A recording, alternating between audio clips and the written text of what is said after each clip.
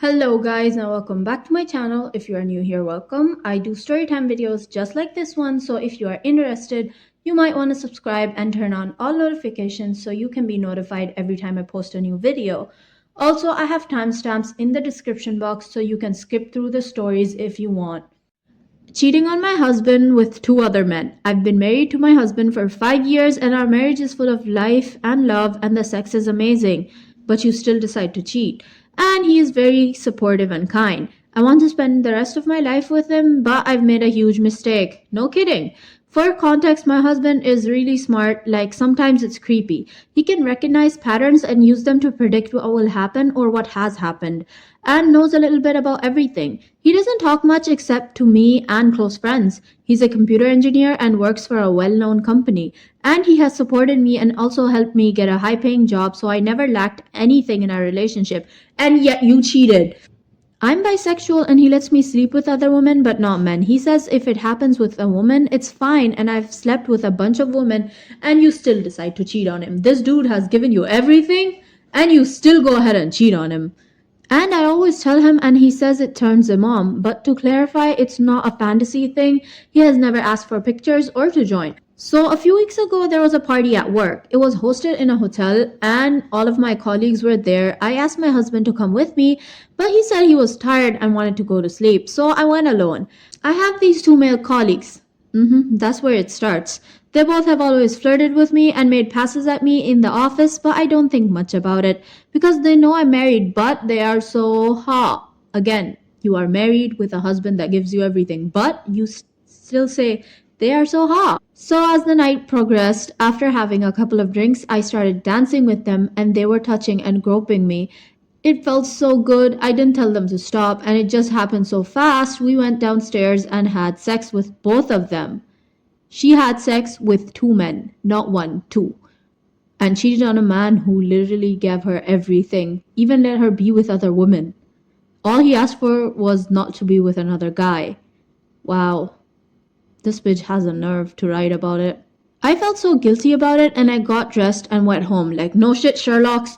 When I got home, I sat in my car for about 20 minutes trying to muster up the courage to face my husband. She wasn't planning on telling him, by the way. I went in and he was asleep. I was so scared because my gut is telling me that he knows.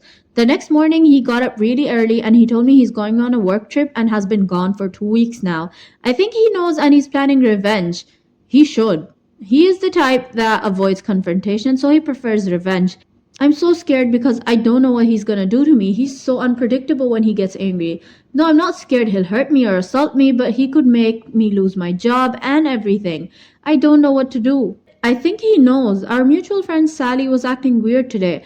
I went to see Sally and suddenly asked about my husband and his trip. Sally got weird and was just deflecting. I think I'm going to look for the hotel he's staying at and go see him. Another update. I just got a 30 days eviction notice from our house. Good for you, girl. You totally deserved it. I tried to call him, but he's not picking up. I drove across 2 states to see his parents, but they haven't heard from him. Now I want to tell him what I did, and I can't find him. I can't even get mad because I suspect he knows. Update. This is where it gets a little sad, guys. Just warning you. I haven't been able to give an update because I've been mourning. My husband was found in his lake house last week. He hung himself, but not before ruining my life. Bitch, you deserved it. I got fired and had to move out of the house. He didn't leave anything for me. He sent the video of the dance to our family members. Like that wasn't enough, it so happens that I'm pregnant and I don't know who the father is. In the suicide note, he said he wanted to make me miserable for the rest of my life and I was the cause of his death.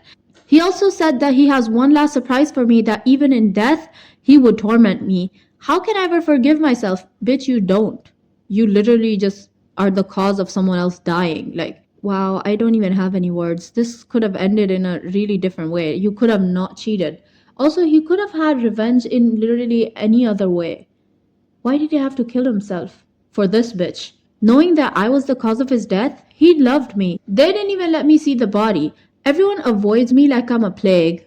Both friends and family. I don't have anyone to talk to. I feel crushed. Here's what the people had to say. Really, do you think anyone would care for what will happen to a cheater? Not sure if it's real, but after reading this, the thought of OP's suffering brings me peace. If it's real, her 30 days just ran up so fast, hopefully she's homeless. Honestly, I think the girl deserves everything that's happening to her. I just wish the guy hadn't killed himself. Like, he didn't deserve to die, and because of this cheating bitch. Tell me your thoughts in the comments. If you are still watching, I would really appreciate it if you could like the video as it tells YouTube it's a good video and more people will be able to see it. Now back to the stories. Someone's dying, but hey, Karen is cold. I don't know. Sometimes I lose faith in basic humanity. Some people seem to be entirely oblivious to their surroundings and fellow human beings. After another Karen experience today, I remembered this piece of human decay. As a med student, I have to do a lot of internships in different kinds of hospitals and wards. The very first internship I did was on a trauma surgery slash neurology ward, so a mixture of people who sprained their ankle badly enough to need surgery and people who just had a massive stroke and couldn't do anything anymore. Needless to say, everyone was stressed. During the second week of my 4 week stay, I went into one of the double rooms early in the morning to check on vitals. I realized one of the two patients, maybe in their 60s, was not responsive when I tried to wake her up. She wouldn't answer and barely seemed to notice my presence. Her skin was cold and almost looked gray. Her breathing was very low. I pressed the alarm button and quickly checked all her vitals. It seemed like she was dying. This was unexpected. She was admitted because she fell and broke something, as far as I recall, and all her vitals had been okay the day before.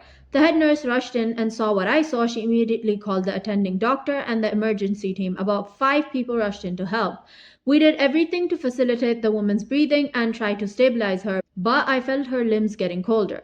Can't you be a little quieter at least? You're not the only ones in this room, and someone close that window. I am cold.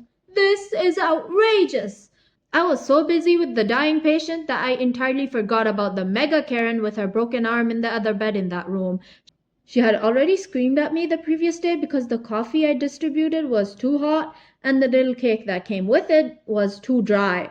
But this was a new low that her roommate was dying less than 3 meters away from her, but she was bothered by the noise. You should have seen the stare she received by the emergency doctor. I for sure would have dropped dead immediately. But for her, it was just enough to mumble some profanities to herself and leave us be. Here's what the people had to say.